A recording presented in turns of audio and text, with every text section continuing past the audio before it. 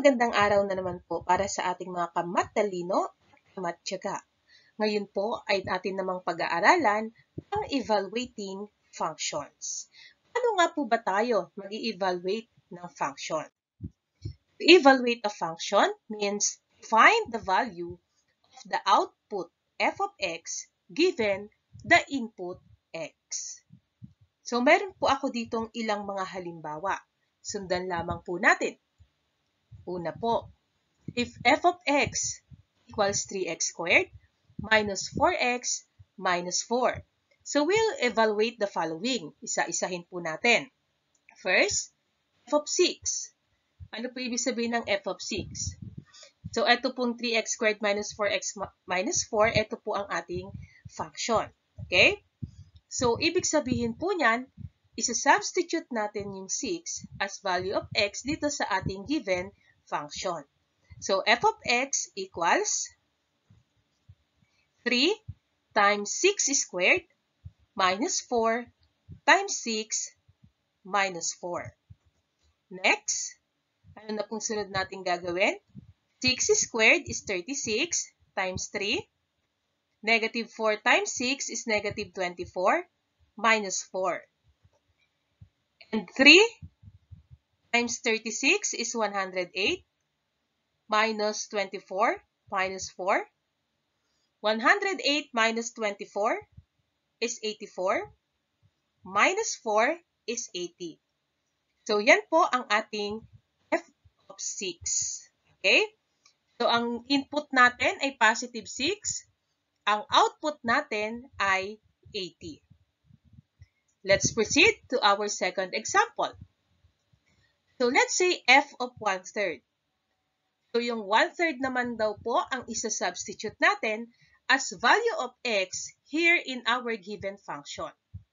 So, f of 1/3 equals 3 times 1/3 squared minus 4 times 1/3 minus 4. Okay? Next, 1/3 squared is 1 over 9 minus 4 times 1 over 3 is 4 over 3 minus 4. Next, 3 times 1 is 3 divided by 9 is 3 over 9 minus 4 over 3 minus 4. So, meron po tayo ditong magkakaibang denominator. Ano pong ating gagawin? Find the LCD. Hahanap po tayo ng number na pwede nating i-divide yung 9 as well as the 3. Okay? So, ano po yung number na yun? Yun po ay positive 9. Okay? So, 9 divided by 9 is 1. Then, multiply by the numerator 3. Okay? Minus, sundan lang po natin to. Minus 9 divided by 3, ito pong ating denominator, is 3 times the numerator 4. Okay? And last is 9. Okay? So, kapag po whole number, automatic meron tayong denominator na 1. So, 9 divided by 1 is 9 times 4. Okay? Then, 1 times 3 is positive 3. Negative 3 times 4 is negative 12. Negative 9 times 4 is negative 36. Okay? And 3 minus 12 minus 36, ang answer po natin ay negative 45 divided by 9. F of 1/3 equals negative 6. Ano pong ibig sabihin nun? Pag ang value ng x natin ay 1/3, sinubstitute natin sa ating function na 3x squared minus 4x minus 4, ang atin pong magiging output f of x or yung atin pong y is negative 6. Okay po? Alright, so another example. Ano naman daw kung meron tayong f of x plus 1? So ang atin pong x ay x plus 1. Ito po ang ating isa-substitute as value of x sa atin pong given function. Okay? So, lahat daw po ng x, papalitan natin ng x plus 1. Ayan. So, yung 3, copy. X will become x plus 1 and then squared. Minus 4. X will become x plus 1 again. Minus 4. Okay? Equals 3. So, yung x plus 1 squared, is po nating ipagmumultiply. X plus 1 times x plus 1. Okay? Minus 4 times x or negative 4 times x. Okay, ilagyan natin ng para masundan. Negative 4 times x is negative 4x. And then negative 4 times 1 is negative 4. Okay? Minus 4. Next, eto naman. Using the FOIL method, we'll multiply x plus 1 times x plus 1. Okay, simulan natin. X times x is x squared. Right? Outer. X times 1 is positive x. Okay, sulat natin. Positive x. And then, 1 times x is also positive x. So, x plus x is positive 2x. Okay? So, ayan po yung nakikita ninyo dito sa gitna. Right? And then, ang atin pong last term is positive 1 times positive 1 is positive 1. Okay? Minus 4x. Negative 4 minus 4 is negative 8. Okay? Next. Punta naman tayo dito. 3 times x squared is 3x squared. 3 times positive 2x is positive 6x. And 3 times positive 1 is positive 3. Minus 4x minus 8. And then we will combine the similar term. Wala pong similar yung 3x squared, kaya po ikakopy lang natin.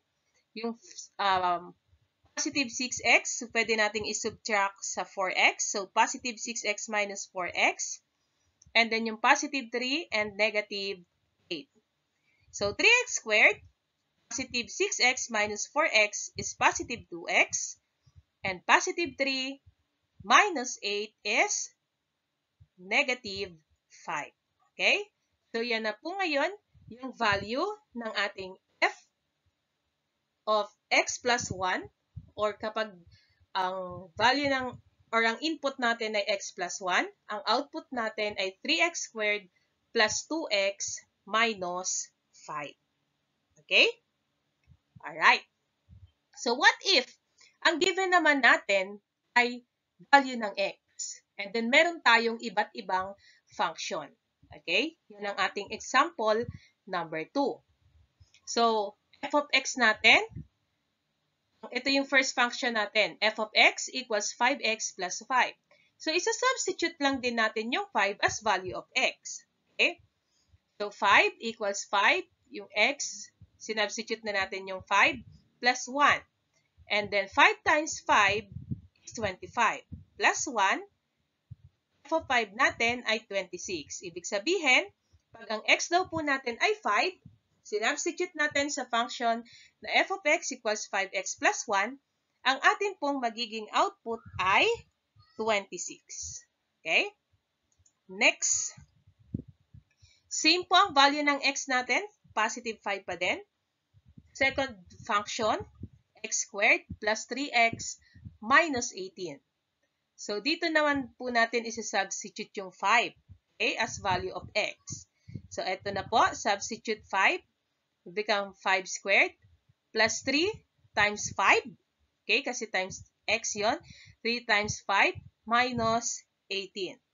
So, 5 squared is 25, okay, plus ang atin pong 3, okay, may error po tayo dito. So, ang ating 25, 3 times 5 is, baguhin natin, ito ay 15. Okay, so that's 15 minus 18. Okay, and then 25 plus 15 is 40 minus 18. Ang f of 5 po natin ay 22. Okay? So, ibig sabihin po nun, pag ang x natin ay 5 at sinubstitute natin sa ating function na x squared plus 3x minus 18, ang ating output ay positive 22. Okay? Last example, f of x equals 3x plus 1 over x minus 1. So, same pa din, 5 pa din ang ating isa-substitute as value of x. So, it will become f of 5 equals 3 times 5 plus 1 all over 5 minus 1. Okay? So, what is 3 times 5? 15 plus 1. 5 minus 1 is 4. 15 plus 1 is 16. Divided by 4, ang ating f of 5 is positive 4. So, if the value of x is 5 and the function is 3x plus 1 over x minus 1, the output is positive 4. Alright, so that's all for today. Once again, mga kamatalino at kamatyaga, thank you for watching and don't forget to like and subscribe.